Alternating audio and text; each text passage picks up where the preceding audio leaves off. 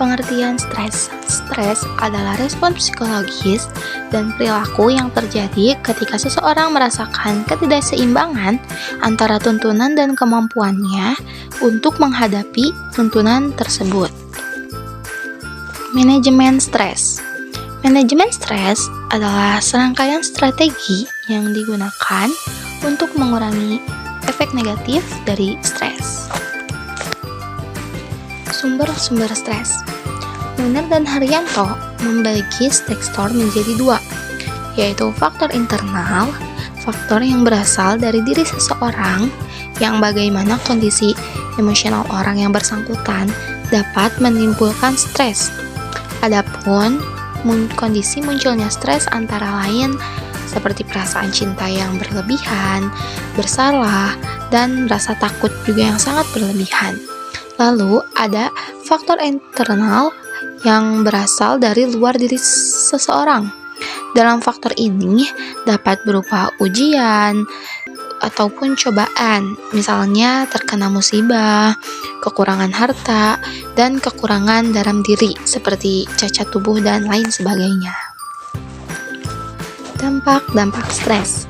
Stres dapat disebabkan oleh berbagai faktor seperti lingkungan, kognitif, kepribadian, dan juga sosial budaya. Berikut penjelasannya. Yang pertama adalah faktor lingkungan. Stres lingkungan adalah karakteristik stresor atau stimulus lingkungan yang menimbulkan tekanan pada diri seseorang, misalkan lingkungan kerja, persaingan, dan lain sebagainya.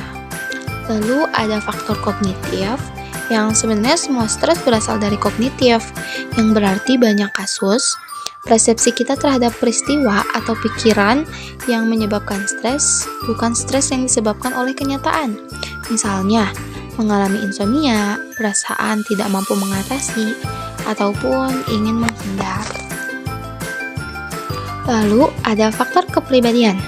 Pemilihan strategi mengatasi masalah yang digunakan individu berpengaruh oleh karakteristik kepribadian seperti kepribadian optimis dan juga pesimis. Misalnya, menyalahkan diri sendiri, tidak percaya diri, dan menjauhkan diri dari masalah juga. Lalu ada faktor sosial budaya. Akulturasi mengacu pada perubahan kebudayaan yang merupakan akibat dari kontak yang sifatnya terus-menerus antara dua kelompok kebudayaan yang berbeda.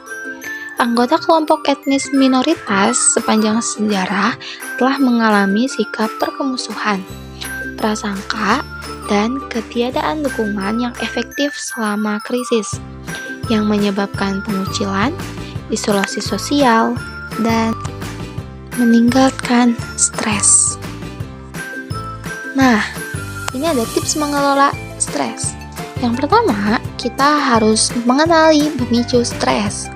Yang kedua, kita harus latihan fisik. Yang ketiga, istirahat yang cukup. Dan yang keempat, mengelola perasaan. Yang kelima, makan makanan yang sehat. Dan yang terakhir ialah sosialisasi. Nah, mengelola stres adalah proses yang berkelanjutan. Jadi, kita mau untuk menyembuhkannya.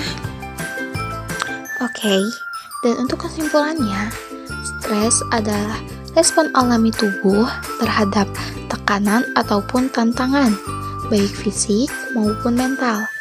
Meskipun sedikit stres dapat meningkatkan kinerja dan fokus, stres yang berlebihan dampak negatif pada kesehatan fisik dan juga mental. Oleh karena itu, penting bagi kita untuk belajar mengelola stres agar tidak mengganggu kesejahteraan kita.